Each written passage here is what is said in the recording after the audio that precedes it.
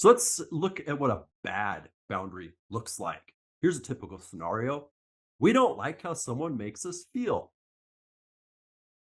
Okay, so we tell this person they can't do this anymore.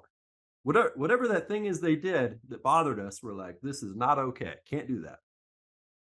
The other person now feels like we're trying to control them or maybe fix them. Or we've taken away acceptance, maybe. They like it's immediately how they experience it. And they even feel a little bit responsible now for our feelings. Whether you see that as a positive or negative thing is irrelevant, but just know that it feels like pressure. We initially feel better when we put these kinds of boundaries out, but there is a resentment slowly building in the other person because they have to dumb down a part of themselves around us now, which is exhausting. And it's not coming from a positive place, it's coming from a negative place. This is what a life looks like when we build it on our insecurities. There's even an aspect in relationship where we create the wife we got, and she kind of created the husband she got.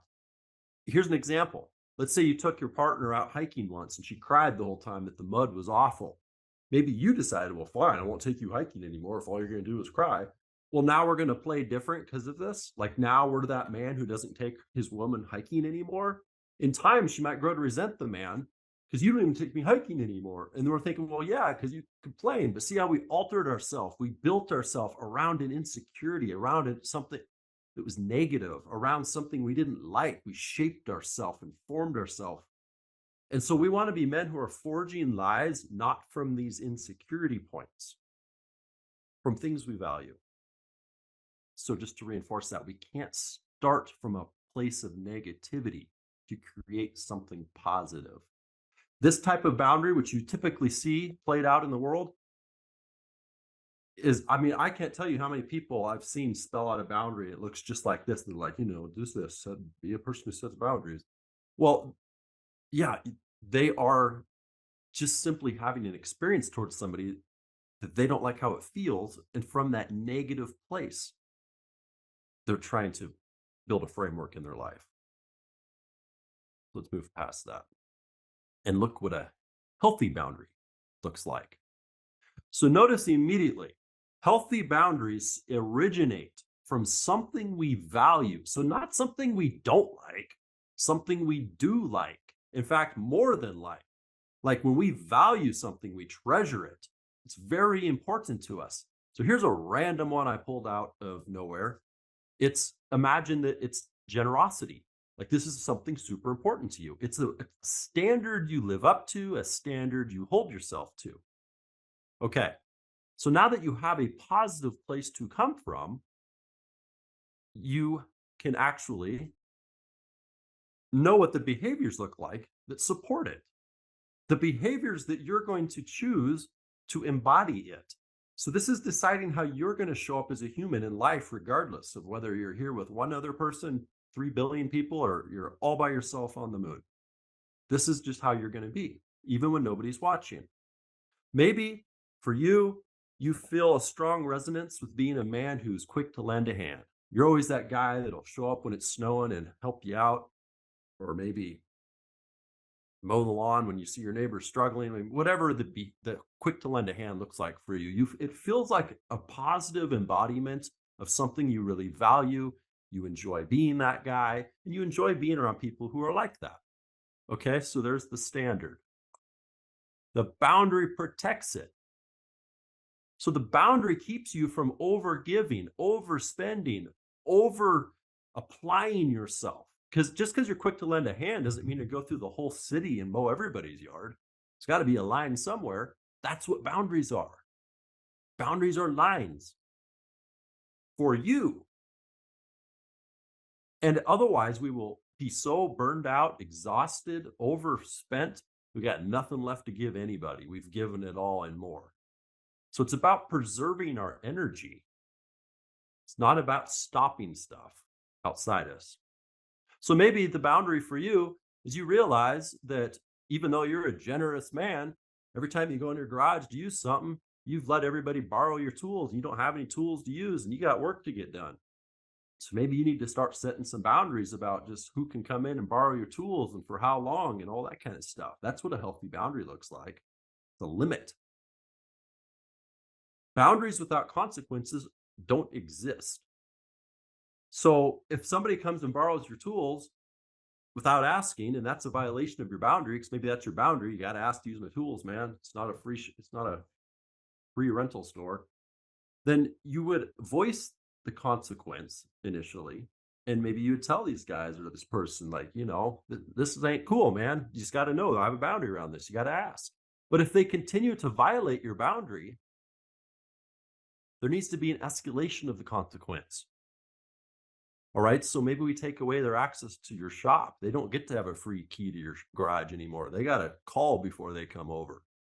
Well, if it continues even after that, they broke in the window and now they're stealing your stuff. It's like, well, now these people don't even get to hang out with you. See, you're removing yourself from the situation. You're not trying to change them. There's just simple, calm, deliberate responses to people not playing up to your standards because of something you value. And this is what a life based on what we value looks like. If we don't live in this kind of framework, again, we're coming from a place of negativity trying to get to positivity instead of simply just being the very thing that we want to experience and then knowing that there's limits to that. So boundaries protect something vital we value to be a fulfilled, excited, happy, energized man. As children, nobody had to teach us to play. But if a child doesn't get to play, they become miserable. They need to play. We even have recesses at schools. I just not thought of that, actually. Maybe that's why. But nobody had to come along and go, okay, Johnny, you're a miserable wreck. You should play today. It's like they had to stop us from playing. Okay, so as adults, we're just as much of in need of applying ourselves to things that fill us up. And that's what our boundaries are protecting and providing, are direct paths to what we know we need to be an energized man. And these are non-negotiable. We're not going to let these things fall to the side because it literally zaps us of what we need. Now, boundaries can feel safe, strong, sexy, confident, and respectable when they come from a place of value and self-respect. When we think we're being disregarded, manipulated, emotionally bulldozed, bossed around, unappreciated, how we feel in those moments isn't being created by the other person. This is how most 99% of people view the world. They think the other person is doing this to them. You are just happen to be there for it. And maybe their cannons are directed at you, but you just happen to be there for it. What you are feeling is actually coming from the situation, revealing to yourself that you lack boundaries in some areas. So a man who respects himself has limits he holds himself to, and when others don't want to join him at that level, he isn't afraid to draw a line in the sand and say, no, no, no, no, no, no, and then show himself or the other to the door. So if in our past we've had zero boundaries, which that was me, I was the go with the flow guy. We tend to go overboard with this newfound superpower once we realize that they're healthy and normal. But honestly, over time, you will boil down your values and your boundaries to be a very couple just core basic things that you live by. And I've found personally that there's really only 3 times we really need to be out setting boundaries in our life. It's when the other person has reached a tone of disrespect or immaturity. It's when the other person is causing physical harm or property damage, or the other person is preventing us from experiencing something vital for us to be happy. So again, it's non-negotiable that I go in the mountains and spend my time by the cedar trees. Okay, there's a boundary. If somebody wants me to stop doing that, it's not on the table for me because that's essential for me to be happy. If somebody's in my house and they start breaking shit and throwing things, boundary time, I'm removing myself and that person's getting removed from my experience too. I don't play on the playground with those people. The other person has reached a tone of disrespect or immaturity. This is what I'm talking about with the feminine. When it reaches that tone, we know that tone. There's a big difference between a woman venting, moaning, crying, being distraught versus literally being disrespectful and immature. Like we remove the attention, we stop engaging, and we dismiss ourselves from that disrespect or immaturity. Those are what boundaries look like when they come out. The rest of those other little things, that's just preferences. There is a difference between boundaries and preferences. Okay, boundaries are a hill we're willing to die on. Like I said, these are non negotiables because it protects something that's so vital to us. Like we can't go through life without these things. It's not up for debate. We enforce boundaries with consequences. We would be willing to remove ourselves from a person's life over a boundary. That's how big and important boundaries are. Okay, so for preferences, there's simply a pet peeve or a trigger. Okay, that's our shit. That's we calmly voice our preferences. Like I'm not telling you to sit there and just take a whipping if somebody's chewing with their mouth open and it's driving you nuts. I mean, say something. But there's a big difference between reacting and responding, right? A calm, deliberate response that would you please close with your mouth? Would you please close your mouth? It's really annoying when you smack your mouth like that. It's fine to tell somebody that, but we're not going to cut them out of our life if they don't change. We're not going to uh, go through dramatic consequences and escalating consequences if they continue to do it. Because honestly, if it annoys us, then we should just work on our own shit, maybe be able to relax in the presence of discomfort better. Just think about it. If you get two people together, they're constantly adjusting themselves based on the other person's insecurity, and they continue to amplify and zone in on their insecurities and identify their insecurities and notice how the other person bugs them, and they keep getting better and better at licking each other's wounds so nobody pisses each other off. You both turn into a version of yourself that is so inauthentic and so uh, walking on eggshell energy. That's what it is, big time. It's not a safe, trustable way to have a relationship. So here, honestly, most of us guys, when it came to wow, I probably needed to learn to set some boundaries because I am a valuable man who needs energy. Is the first thing our minds go to, unless I'm speaking for myself here, is feminine chaos. Because that stuff will call out the chinks in your armor, man. Feminine energy is creative, indecisive, changing, artistic, flowing, unclear, indirect, whimsical, illogical, emotional, erotic, beautiful, and full of surprises. It's like a flower. It's constantly opening and opening and opening, and we don't know what the next petal is or what color it'll be. But we know it's pretty and it's gorgeous, and we like being around it. It's very recharging. But it is chaos. So boundaries are not the answer to feminine chaos. Our masculine frame is what her chaos needs.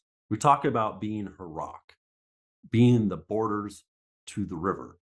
Like those aren't necessarily boundaries, those are more about your frame. So your masculine frame. This is what I teach guys when I'm taking them through my Vital Formula to Masculine Confidence course or one-to-one coaching is we're zeroing in on what is your frame as a man.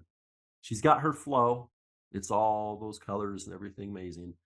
You're very concise with the framework you operate in. You have clear borders to who you are, and you know them. You know what your intentions are. You have positive and mindsets that are driven towards your purpose and mission, and you have a baseline of values and boundaries you always respond from, not your feelings. And so, just so you guys are aware, the Vital Formula to Masculine Confidence course that Mark Dredska and I run just finished up, and it was a good wrap. We had a lot of guys in this last one. And some of the testimonies that have emerged out of that in the last 4 to 6 weeks are crazy. There's one guy specifically in the group. I can't even believe how much his relationship has shifted. Like he came in like most of us did into this work, pretty much in the divorce courts. And he really applied himself to this. I mean, he did the reading assignments. He worked on his insecurities. He really committed himself to the exercises and homework we sent him. And he's seen the fruit of that. His relationship has turned around to be the best it's ever been in decades. And it's pretty cool to see that happen.